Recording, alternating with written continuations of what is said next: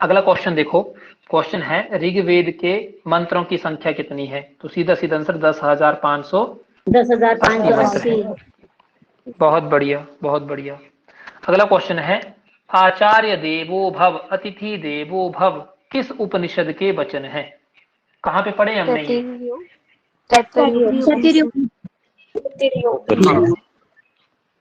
तैतीरी के अंदर कौन सी वल्ली थी? शिक्षावल्ली। शिक्षावल्ली।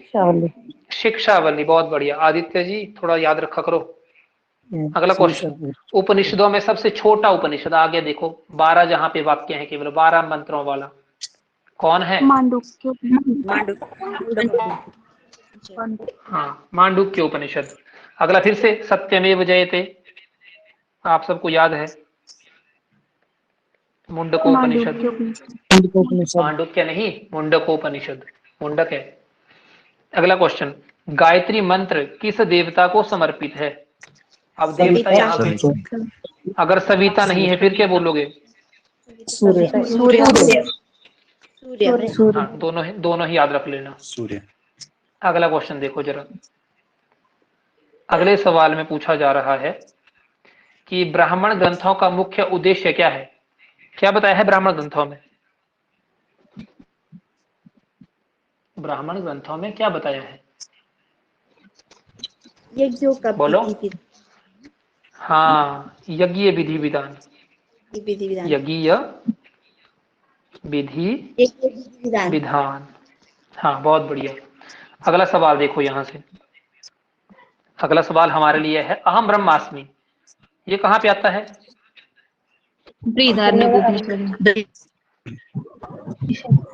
ये बृहदारण्यकोपनिषद। अच्छा, बृहदारण्यकोपनिषद कौन से वेद का है? हाँ, बहुत बढ़िया। अगला क्वेश्चन, ज्योतिष आधारित वैदिक तिथि निर्धारित करने वाले विद्वान कौन है? बताओ, ज्योतिष के आधार पे। लोकमान्य तिलक। हाँ, लोकमान्य बाल गंगाधर तिलक, बहुत सही है। अगला क्वेश्चन देखो, ऐतरेय ब्राह्मण में कुल कितने अध्याय हैं? अध्याय पूछे हैं ऐतरेय ब्राह्मण। 40। पंचक कितने? इसमें पंचक कितने? पंचक 5।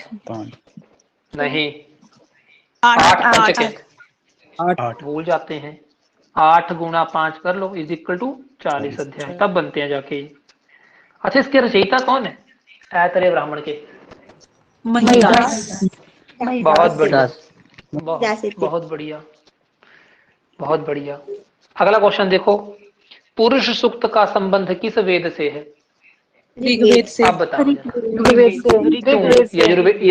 यजुर्वेद में नहीं है?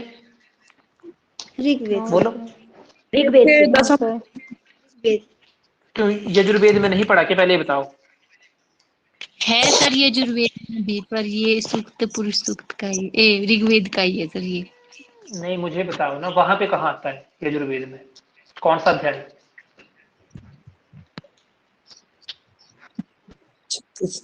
बोलो।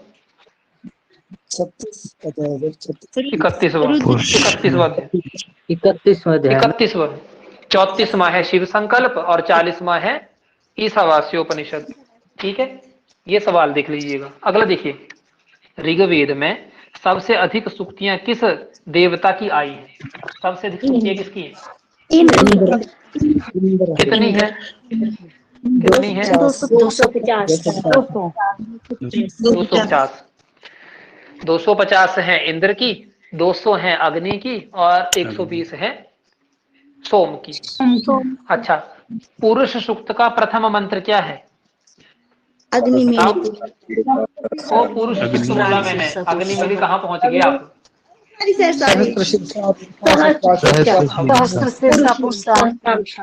हाँ, सही बोल रहे हो आप। आप सबसे मैं पूछ रहा हूँ भारत के बारे में और पाकिस्तान का परिचय दे रहे हैं, वही बातें आप करते हैं। उदाहरण देने के लिए तो बहुत से हैं, पर मैं अपने नियंत्रण के अनुसार आपको ये बात कह रहा हूँ। सहस्त्र शीर्षा पुरुष, सबसे पहले यही सूक्त है जिसमें वर्ण व्यवस्था के बारे में बताया है, पुरुष सूक्त में ही सबसे पहले बताया है। ठीक है जी, अगला, उत्तिष्ठ जागृत प्राप्य वरान बोधयत, ये वाक्य कौन से उपनिषद में है? उठो जागो और अपने कठोपनिषद। हाँ, किसका वाक्य था वैसे ये? किसने बात कही थी? यम के द्वारा। हाँ, यम ने कही थी नचिकेता के लिए। बहुत बढ़िया। अगला क्वेश्चन है, ओंकार ए वेदम सर्वम, ये पंक्ति कहाँ पे आई है? ओंकार की महत्ता का वर्णन बताओ। अथर्ववेद के नहीं, अथर्ववेद के ओंकार ए वेदम सर्वम यत भूत। हाँ, बहुत बढ़िया। देख लो, देखो एक चीज याद रखना कि कमीशन क्वालिफाई करने में और हारने में सिर्फ इतना सा ही फर्क है कि जिसने वहां परीक्षा में जो समय है ना आपके पास 2.5 घंटे 3 घंटे, वो अच्छे से लगा लिया, उसका कमीशन क्वालिफाई है। अब ये आपके ऊपर निर्भर करता है कि आप लगाएंगे अच्छे से या नहीं, या उस समय डर जाएंगे या फिर अपने मर्जी से तुक्के लगाएंगे वहां पे। अगला क्वेश्चन देखो, आत्मा अजरो अमरो इत्यादि, ये मंत्र कहाँ पे है? आत्मा अजर है। हाँ, बहुत बढ़िया, कठोपनिषद। अच्छा, अगला क्वेश्चन देखो, ऋग्वेद के किस रूप में अद्वैत भावना प्रबल रूप से दिखाई दी है? यहाँ पे सुक्त है, ये रूप नहीं है, ये सुक्त है। ऋग्वेद के किस सूक्त में अद्वैत भावना दिखाई है? ये बताओ जरा क्वेश्चन, यहां फंसोगे आप। हाँ जी, अद्वैत बताओ। कोई जवाब दे रहा है बीच में? किसने बोला? फिर से बोलो। नहीं, हाँ, ये धर्म सूक्त वाला कौन है? ये जो धार्मिक सूक्त है ना, वो बताते हैं इसके बारे में। सूक्तों के प्रकार करवाए थे मैंने आपको, वहां पे ये जो धार्मिक सूक्त है, ये इसमें अद्वैत भावना के बारे में अच्छे से बताया है। अच्छा, अगला क्वेश्चन देखो, ऋग्वेद में दर्शन शास्त्र का उद्भव किस सूत्र से माना जाता है? दर्शन सूत्र का, दर्शन शास्त्र का उद्भव मतलब दर्शन शास्त्र के बाद आने वाला उद्भव जो करता है किस सूत्र या सूक्त बोल सकते हैं, यहाँ पे सूत्र नहीं, सूक्त है ये, सूक्त है। हाँ, नासदीय सूक्त बिल्कुल सही है, नासदीय सूक्त, ठीक है। क्योंकि दार्शनिक सूक्त आपके पास 4 आते हैं, तो दर्शन शास्त्र के बारे में नासदीय सूक्त भी है, पुरुष सूक्त भी है, और लास्ट आपका वो हिरण्यगर्भ सूक्त, 3 सूक्त आते हैं इसमें। राणायनी शाखा किस वेद की है बताओ? सामवेद। अच्छा, सामवेद की सबसे जो प्रचलित है वो कौन सी है? सामवेद की सबसे प्रचलित, सामवेद की सबसे प्रचलित कौथुमी शाखा, कौथुमी शाखा। म्यूट कर लो, म्यूट कर लो।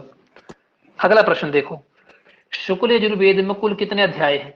बताओ जी, शुक्ल यजुर्वेद और कृष्ण यजुर्वेद में 40। हाँ 40। हाँ, ठीक है। चलिए, अगला प्रश्न देखो, अथर्ववेद में कुल कितने कांड हैं? 20 है, ठीक है। अच्छा, ब्रह्मा नामक ऋत्विक, ब्रह्मा नामक ऋत्विक शब्द है ये। अथर्ववेद। इसका कार्य क्या है? निरीक्षण करना। यज्ञ का निरीक्षण करना। और क्या करता है ये? यज्ञ का निरीक्षण करना। यज्ञ का निरीक्षण और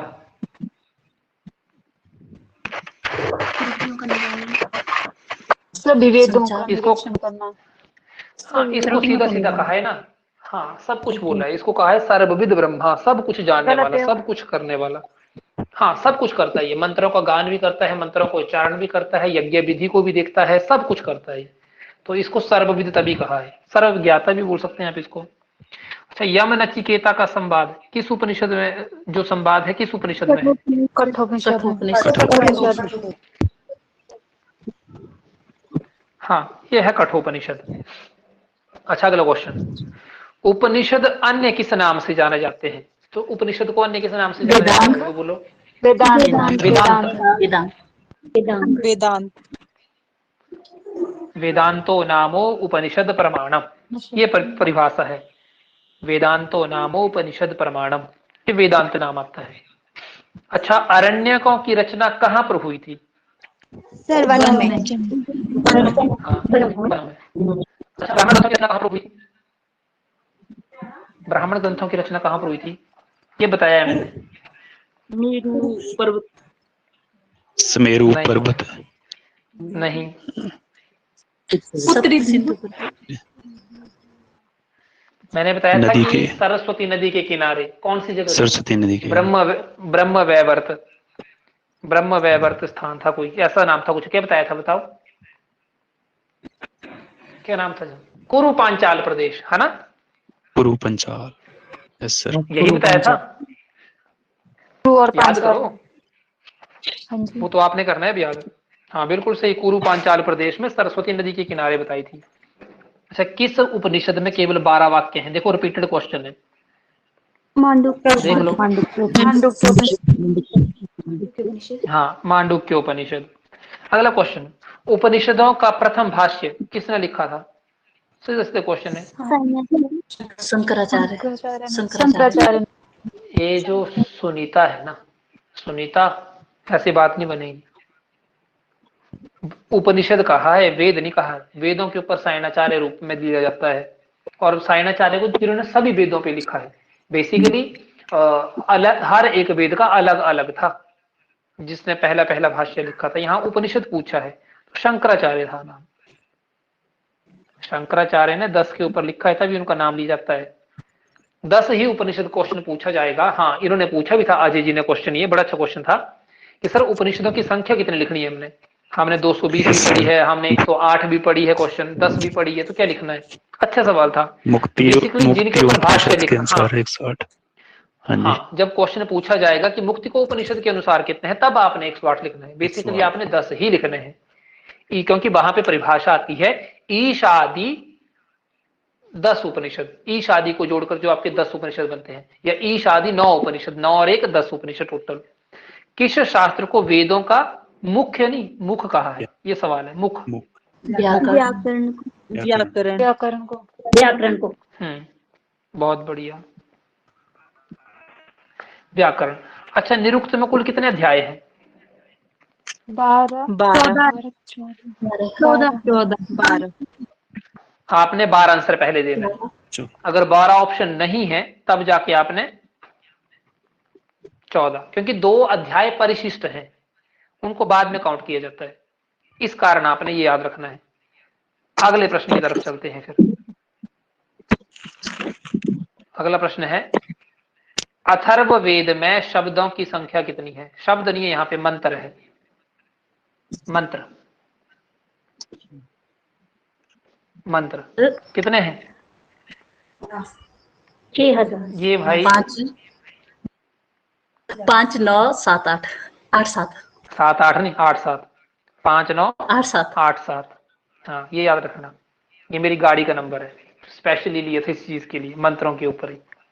चलिए अब चलते हैं आगे, अगले सवाल की तरफ। अगला सवाल है, ईशावास्यमिदं सर्वम यत् किंचित जगत्याम जगत इत्यादि। इस तरीके से मंत्र है ये, बताओ। हाँ, ईशावास्य उपनिषद का प्रथम मंत्र है ये। इस तरीके से दोनों चीजें याद रख लो। ईशावास्य उपनिषद का ये प्रथम मंत्र है। अगला प्रश्न है, सुश्रुत संहिता का संबंध किससे है? तो सुश्रुत ऋषि से ही है, जो कि आयुर्वेद के हैं। एक और चीज, इसका एक और क्वेश्चन बन जाता है कि किससे संबंध है, तो ये शल्य चिकित्सा से है, चीरफाड़ से। हाँ, शल्य चिकित्सा इसका ऑप्शन था वैसे वहां पे। शल्य चिकित्सा चीरफाड़ से है भाइयों, ये ऑर्थो डिपार्टमेंट है इनका, हड्डियों का, चीरफाड़ का। अगला क्वेश्चन, दशतई के नाम से किसे जाना जाता है भाइयों, बताओ। दशतई, तो फिर बाहवृच्य के नाम से किसको जाना जाता है? बाहवृच्य, ऋग्वेद को बाहवृच्य भी पेपर में आए तब भी कर लेना, ऐसा मत बोलना कि नहीं पढ़ा है। अगला क्वेश्चन, 12 दिन तक चलने वाला यज्ञ क्या कहलाता है? मैंने बताया है, राजसूय। भारत नहीं। नहीं सर, सम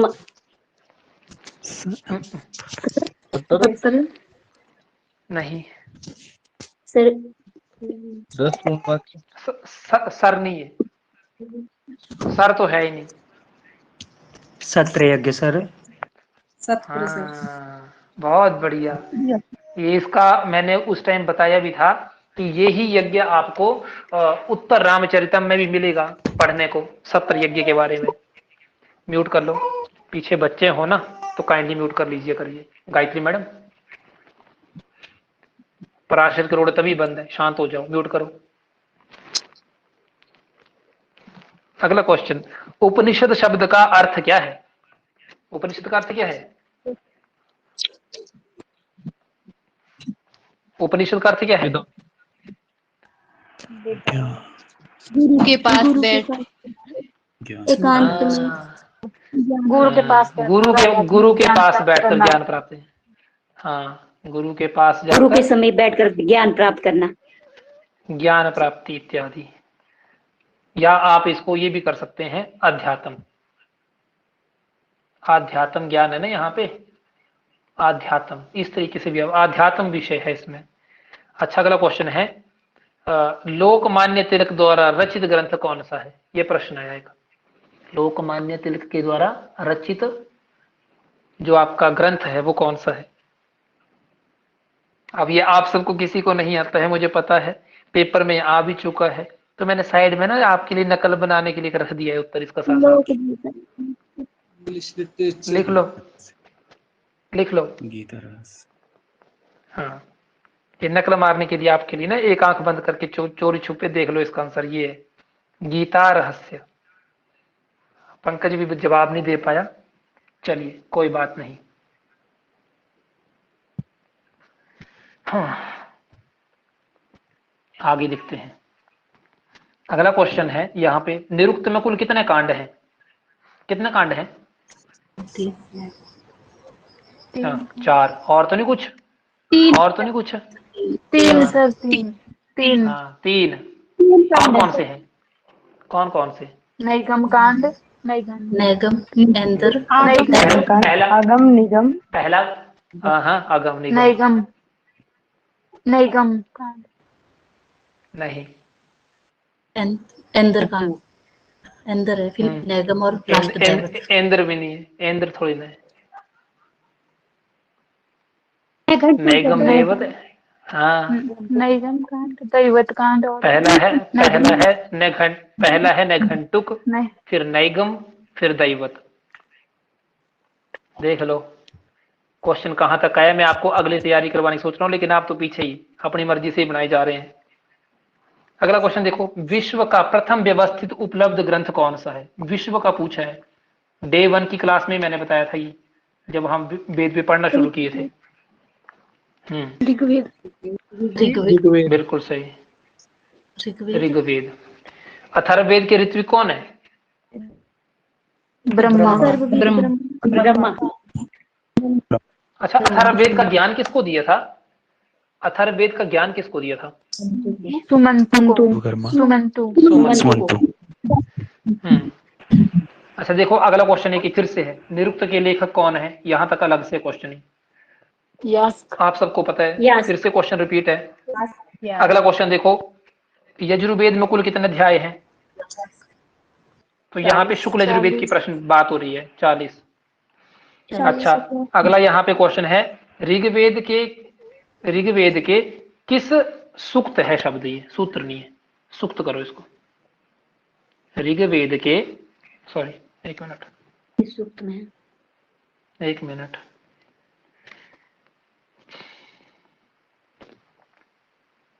हाँ, ऋग्वेद के किस सूक्त में किस चीज का वर्णन है? सृष्टि प्रक्रिया का वर्णन है। सृष्टि कहां से चली? देखो देखो यहाँ पे ना दार्शनिक, देखो इसमें ना बाघ को मत करना। जो ये कर रहा है ना बाघ, इसको 1 नंबर काट लो। बाकी सभी जो हैं, जो आपके पुरुष सूक्त है, हिरण्यगर्भ सूक्त है और नासदीय सूक्त, ये तीनों रखने हैं। उनमें भी सबसे फर्स्ट नंबर पे आपने जो लेना है सृष्टि उत्पत्ति के लिए नासदीय सूक्त, सबसे पहले पर इसको रखना। ना सदासीनो सदासी तदानीम, इसमें सीधा सीधा कहा है धरती पे ना कुछ नहीं था।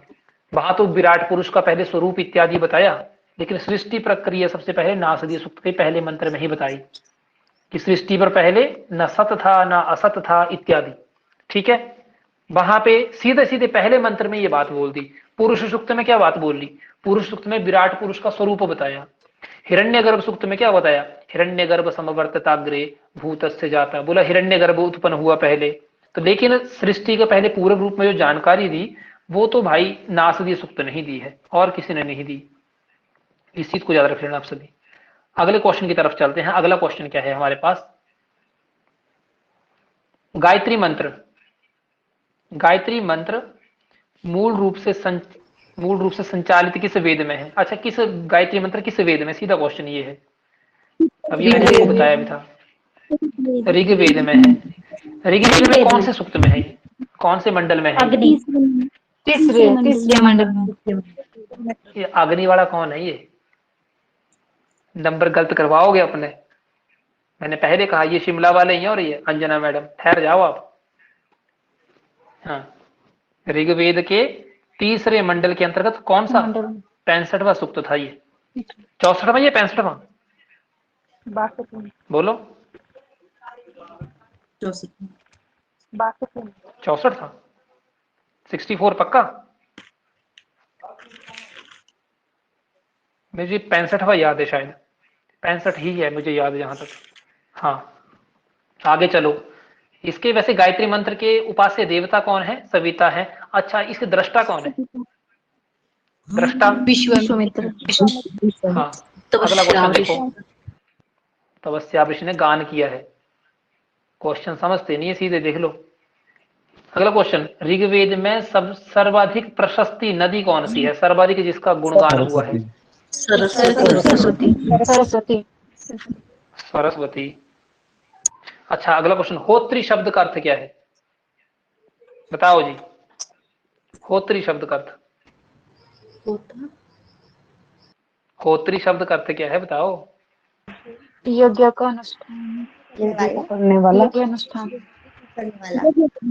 हाँ, होत्री जो है ना, आवाहन करता, आवाहन करता, आह्वाहन करता, सीधा सीधा आवाहन करने वाला कौन है? तो वो होत्री है। अच्छा, अग्नि देवता के वाहन अश्व कौन थे? मतलब अश्व जो वाहन थे उनका नाम क्या है? उसको एक नाम दिया है। रोहित। अश्वों के नाम मत बताना, मनोज और मनोजवा जो नाम लेते हैं आप। यहाँ पे नाम पूछा है सीधा, रोहित नाम लेते हैं। रोहित संज्ञा है। अच्छा, अरण्यकों का मुख्य विषय क्या है? गूढ़ रहस्य, गूढ़ विद्या। अच्छा, संगीत शास्त्र का संबंध बोलो भाई। संगीत शास्त्र, सामवेद। अच्छा, इसके जो जो ब्रह्मा ने किसको ज्ञान दिया था इसका, संगीत शास्त्र का? जैमिनी। हाँ, जिनको जैमिनी उनके लिए जैमिनी, जिनके लिए नारद उनके लिए नारद। सुमंतु। मैं भी आंसर नहीं बता। देखो, इनके लिए सुमंतु हो गए। बहुत बढ़िया भाई। नारायण नारायण करने वाले एक ही हैं।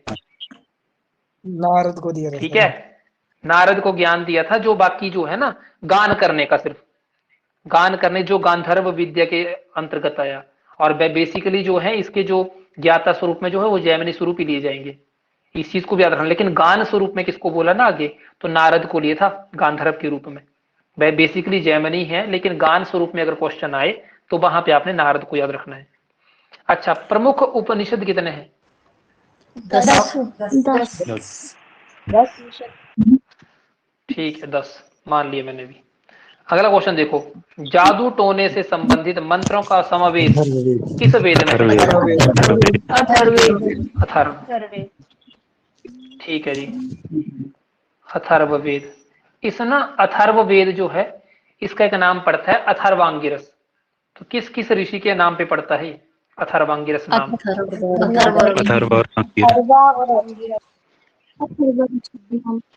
हाँ, अथर्व ऋषि, अथर्व और अंगिरस। वैसे ही भृगुसेन को ज्ञान प्राप्त हुआ था, याद रख लेना, भृगुसेन को ज्ञान प्राप्त। अच्छा, धर्म सूत्रों का मुख्य उद्देश्य क्या है?